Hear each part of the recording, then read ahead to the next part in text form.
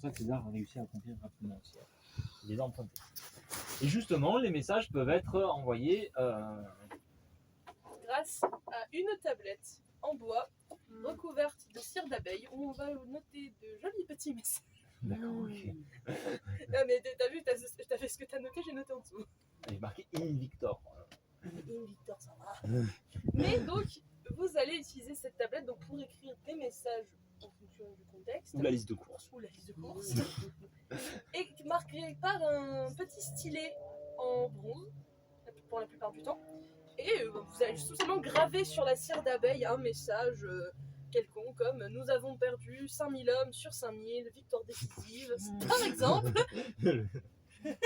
Par exemple. Par exemple. Et ensuite, après avoir noté le message destiné, vous refermez la petite tablette, vous la confiez à votre messager et donc il l'amène à la destination souhaitée. Et elle est scellée, non? Elles peuvent être scellées. Ça peut dépendre si les messages sont des messages qui ne doivent pas être lus. Voilà. Des messages confidentiels, des plans, etc.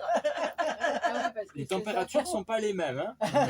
Oui, il fait beaucoup plus chaud aujourd'hui qu'à l'époque. Beaucoup plus chaud qu'à l'époque. Ensuite, il n'y a pas que des tablettes en cire, hein. Il y a aussi des plaques en bois ou en plomb. Voilà. Ça dépend bien sûr de l'importance du message. Le venin. Le venin? Le parchemin. Alors, le parchemin, alors le papier non, le parchemin oui, le parchemin en peau bien sûr, mais c'est quand même plus rare. On a les petits qui ont des questions. Oui. Alors, il y a justement un effaceur.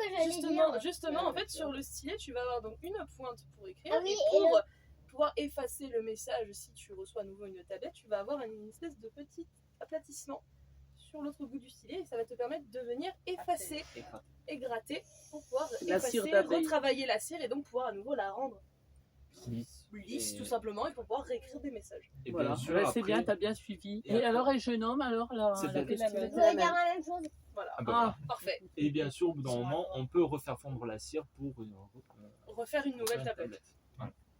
Voilà. Donc il y avait des ruches qui suivaient. Des ruches transportables. Mais ça, on avait de quoi. La cire d'abeille, on va la transporter et on en a besoin pour d'autres choses. Alors, le légat, il a aussi une fonction religieuse. Parce qu'en fait, on n'a pas le droit d'avoir de prêtre dans la Légion.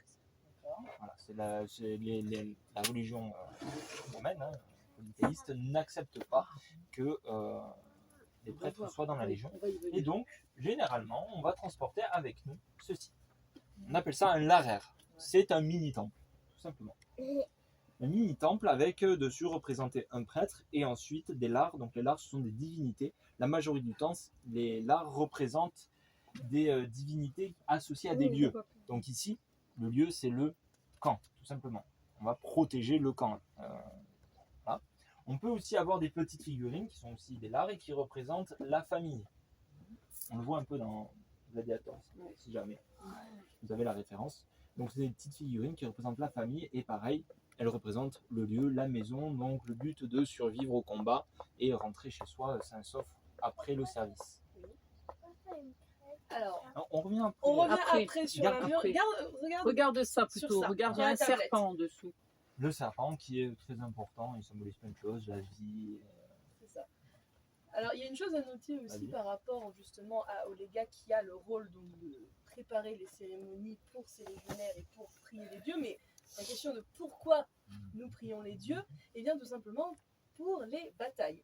Car il va exister deux plans de bataille pendant ces périodes, nous contre les adversaires et nos dieux contre les dieux des adversaires. Et souvent, donc, quand on va prier certaines divinités, comme par exemple le dieu de la guerre, Mars, c'est notamment pour avoir la chance d'obtenir victoire grâce à l'aide divine. Mais il peut arriver que certains Romains aient une idée. Et si nous pouvions faire des cérémonies pour avoir les dieux des adversaires dans la poche? En plus. En plus. Car les Romains savaient que les autres populations priaient également des dieux. Ils n'étaient pas fermés à cette idée. Donc, est-ce qu'il y a possibilité de le faire? Eh bien, oui, certains se sont posé la question. Malheureusement, les Romains ne sont pas de très bons ethnologues. Donc, pour savoir quel dieu prier, comment et avec quoi, eh bien, il faisait souvent une formule très très simple, traduite du latin aux dieux, aux déesses. D'accord. Pour ne froisser personne, première chose, et ensuite, tout simplement, une formule assez expéditive pour se dire, c'est bon, nous avons l'aide des dieux de nos adversaires, la victoire est assurée. Ouais. Sur le papier, évidemment. Ce n'était pas toujours le cas, mais pour eux, c'était une possibilité afin d'obtenir la victoire. Et ce qui est assez drôle avec cette formule, hein, c'est qu'elle n'est pas forcément employée que pendant la guerre, elle est aussi employée à Rome, parce que souvent on oublie certains dieux qui ont existé quelques siècles auparavant. On oublie leur nom, et ça arrive que, mince, on sait qu'il y a un dieu, mais comment il s'appelle déjà? Bon, ben, au dieu. Aux déesses. Aux déesses, oui, Et là, vous vous dites, peut-être, ça ne va pas les offenser. Oui. c'est juste une boîte. C'est juste une petite boîte, c'est pour illustrer que le légat pouvait ranger des choses un peu confidentielles ou importantes dans sa tente, tout simplement.